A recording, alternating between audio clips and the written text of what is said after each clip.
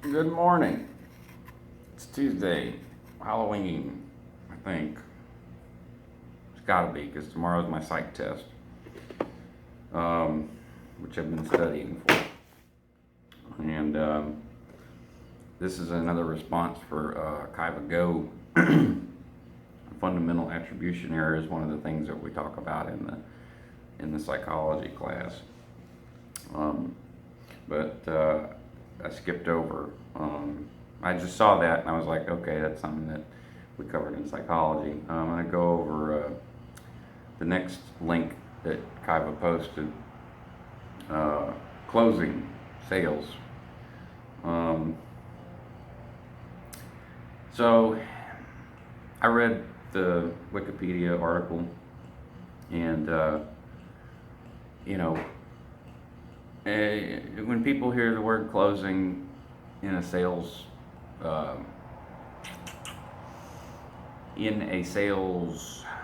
I'm sorry, this is my first cup of coffee. When you think of closing in a sales perspective, you might think of movies like Glenn Ross. If you haven't watched that movie, I would recommend it. Even though Kevin Spacey is in a bunch of trouble right now, that was a role. And Ed, I can't remember his last name. A bunch of good actors in it: Alec Baldwin, Kevin Spacey, and it's a great movie about closing. But that's when you think about closing in sales, people think high pressure, sales closing techniques. In the training that I received, and my brother received, and most of the other staff at Melrose received, we worked out of a book called The Hard Sell Pack, which I've showed in a few other videos and shared some references that,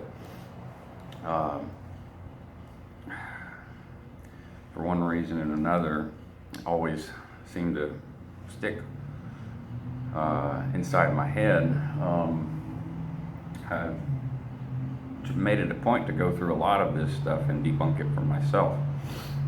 But there are some things that, all of it's stolen, of course. You've got your common techniques listed here on Wikipedia. And it says alternative choice close, apology close, assumptive close, balance sheet close, also called the Ben Franklin close, which the salesperson and the prospect build together a pro and con list of whether to buy the product, with the salesperson trying to ensure the pros list is longer than the cons. Cradle to grave close undercuts prospect objections that is too soon to buy by telling them there's never a convenient time in life to make a major purchase, therefore they must do it anyway. I'm not gonna read all of these, because all of these, I'm pretty sure, were covered in the Hard Sell Pack, and we also had copies of Les Dane's book and Dale Carnegie's book, the How to Win Friends and Influence People and Big League Sales Techniques. And those two books revolutionized the car sales industry. And they were highly, highly praised in the church. So think about selling religious freedom as you would sell a car, I guess. But not really. When you sell something of worth, like not just a book or the books, the Dianetics books, the Fundamentals of Thought books that you sell on the street, Way to Happiness, this is all leading to a big sale, auditing, and whether it's book one auditing or Scientology auditing. So the way that the cycle the sales cycle goes is on a gradient. And if you don't know what a gradient is, there's you could probably YouTube that, like Scientology gradients, but it's simple to explain. It's like if there's a pool that you dip your foot in and it's a little too cold, well then you just let your foot sit in it for a little bit, let it adjust, and then put your leg a little deeper in, and then a little deeper until your body adjusts to it. And that's getting into the pool at a gradient so that you don't shock yourself. Your body doesn't start shivering and stuff. Same thing applies. It's called gradients, and it's applied to damn near everything in Scientology. You apply a gradient, and if someone blows or leaves, then you can get easily accused of going, what they call going out gradient with them. A lot of sales or reg cycles, which is a sales cycle, a lot of reg cycles have gotten accused of going out gradient too fast, because some people just aren't ready to face the idea that the money they're spending is saving the fucking planet. Because it's just, like, are you telling me that $2,000 is going to help save the fucking planet? And, so, his apology clothes, puppy dog clothes, these are all just manipulative things. I mean, that's what sales, like when you get into high pressure sales, it's just how much can you convince the person that they need what it is you're selling. A good salesperson will actually find out, even if the person doesn't think they need whatever it is. A good salesperson will sell themselves, or they will find a way to sell the product to that person and get them to know that they need it. So,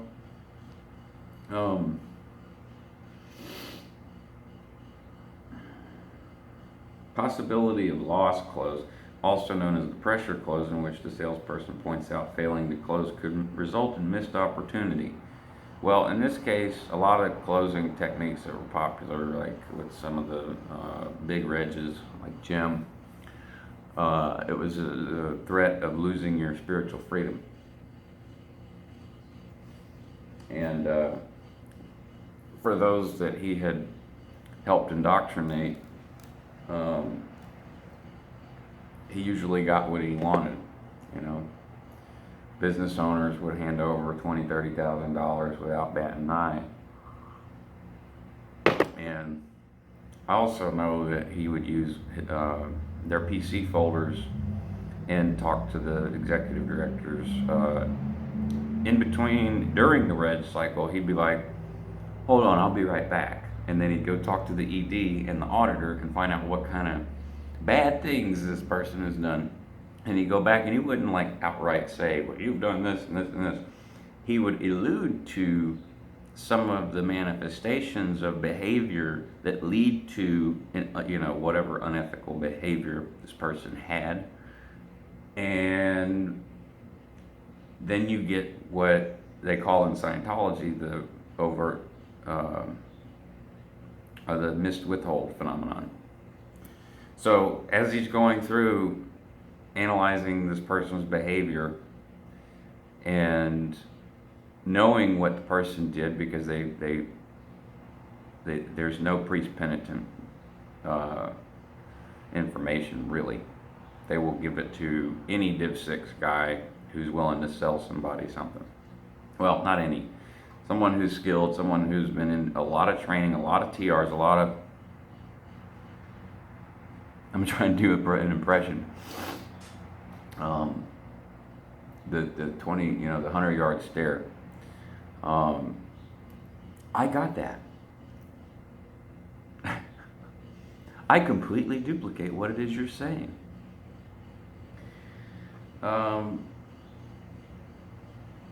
It really, closing, Kyla, I wish I could go into more detail, but there's just so many different instances that that occur. Like you have people who are kind of half in, half out. You got people who are hardcore in, and those are the ones that the sales techniques really work on, because they're in the cult.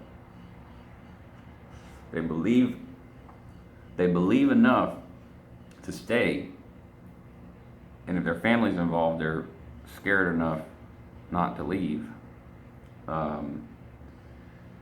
And so, generally, the rule of thumb is the hard sell pack. The references that are listed in there are numerous, and of course, the first policy letter is KSW, keeping Scientology working. We're not a bunch of namby-pamby, panty-waist dilettantes wasting time here. There's a planet to save, and blah, blah, blah, blah, blah. Handling considerations is the biggest part of sales.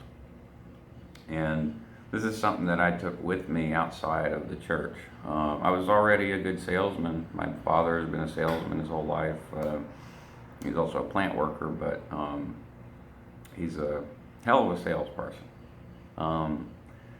And he taught me a lot about that, and what he taught me was just be real, I mean, if a person is interested in buying something, just, they're gonna buy it. Talk to them, be their friend, and be honest, be as informative as you can, give them as much information as you can, and if there's something that they want, be as helpful as you can, even if it means they're buying a product that doesn't come from you. So a lot of what I was trained to do in Scientology goes against what my father taught me, but after I left, I kind of have two schools of thought to work with, and so the sales transferred over. I mean, and I could sell myself, to people. I didn't graduate college. I'm in college now, but I've held highly technical positions pretty much just because I've been able to sell myself to people.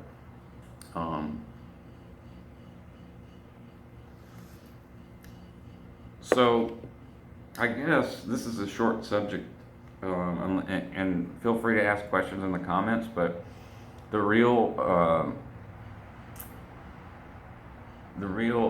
like essence of sales in Scientology is high pressure sales. And Dale Carnegie and Les Dane, those two books are Bibles in Scientology. They are literally like a Bible, and if you can get a hold of one, you can even get a Kakan status, which means untouchable ethics-wise for at least a week, because everyone in the mission that hasn't read it will have to read it. There was two people who had a copy of Big League Sales Techniques. John Jones was one of them, and I studied his. How to Win Friends and Influence People. There's usually always a copy somewhere in some church or mission. And those two books, like I said, they revolutionized the car industry back in the 50s. And now in America, you see these car dealerships all over the place. They had to figure out how to sell these cars, and Les Dane and Dale Carnegie did seminars on sales, and their drilling was very similar to the TR drilling that you do in Scientology, TRs and objectives, where you handle considerations, you acknowledge the person in front of you, you are bull baited, because you will have customers that will fight you verbally, so you have to be prepared to not react to that, and those are eventually you'll break through that wall with the person you're trying to sell to, and if you're good enough, you'll be able to get them to hand it all over. when we did our cell phone, or not our cell phone raising, when the phone raising campaign, when we first got there, not long after the training, we had high targets. I think we raised 36 million, anywhere from 30 to 50 million, just in 6 months off of phone calls to OTs that were living in California and Arizona, some of them in New York.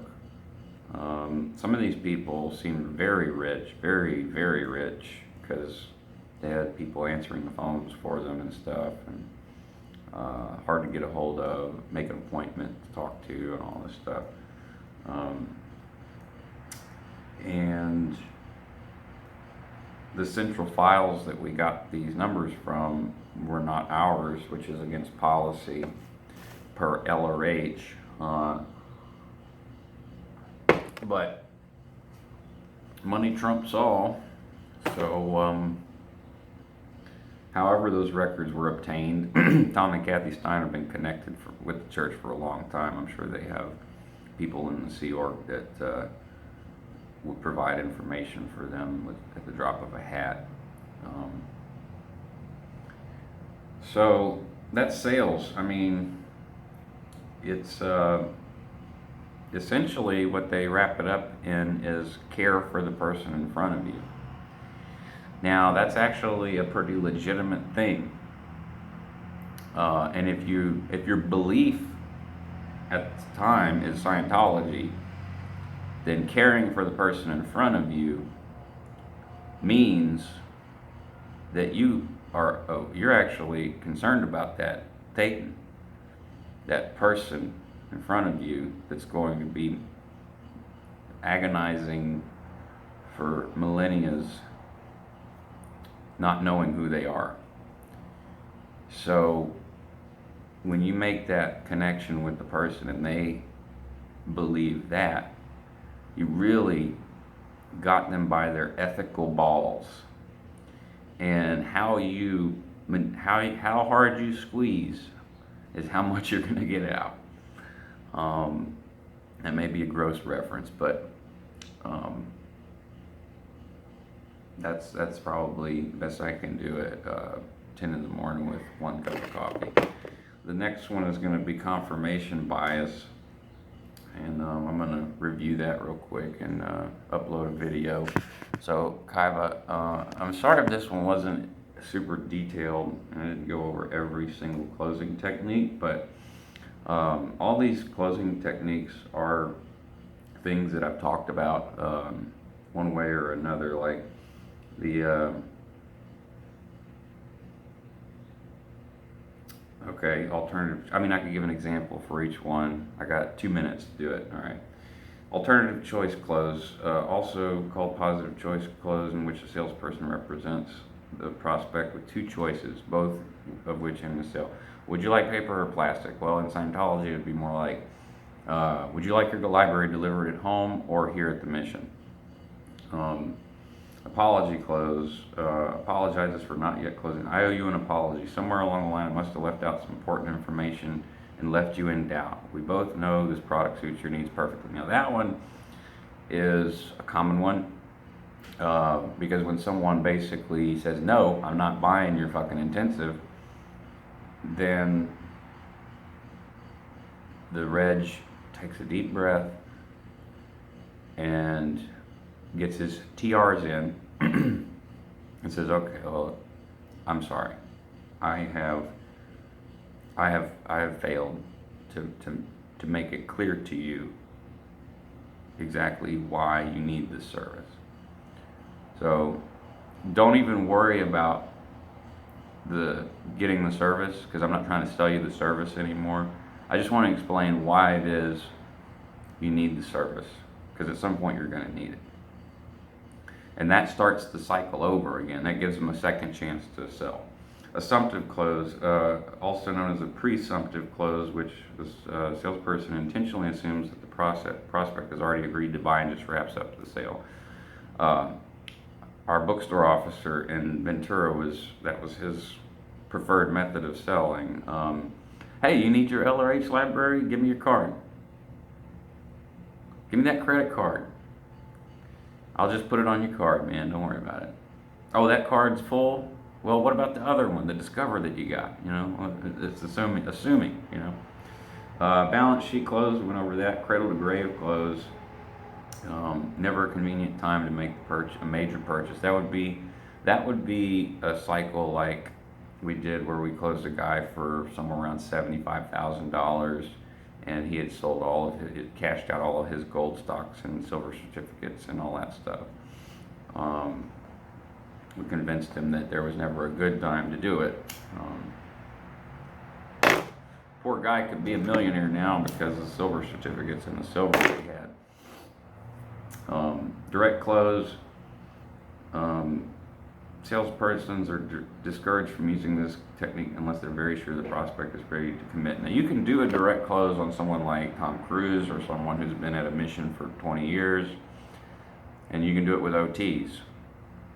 You can say, give me your money.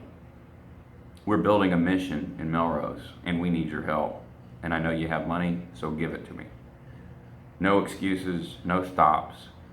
I need $5,000 by tomorrow. Make it go right. Indirect close, question close. How do you feel about these terms? Does agreement look okay? That's never done. I never saw that done.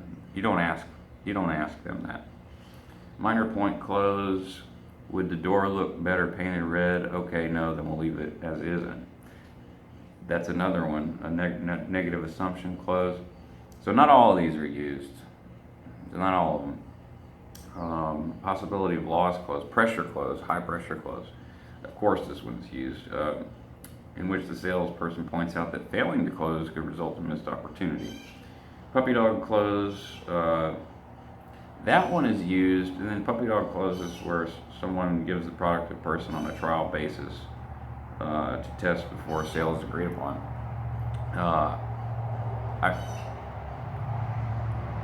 I would redefine this for Scientology as like, hey, I'm on staff and you know how bad staff conditions are, and you know that I'm in lowers.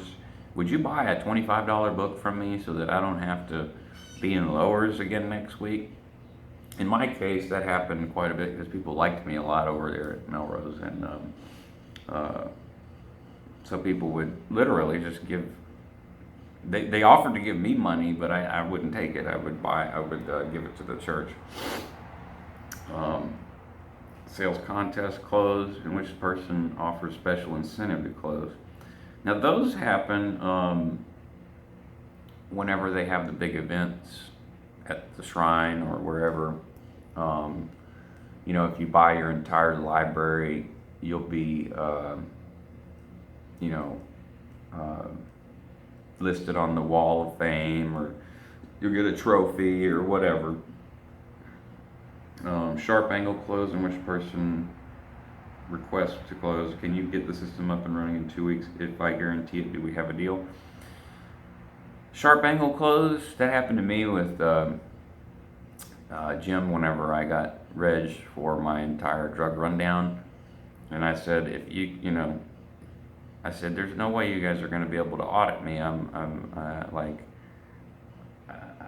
know you're just going to send me back into ethics. Well, they got the mission holders involved. They got everybody in the fucking mission involved in love bombing me into saying, well, we promise, Marcus, we promise we'll get you your help that you need. Just give us the money. And they got it. So, that's sales. Next up, confirmation bias. Thanks for watching.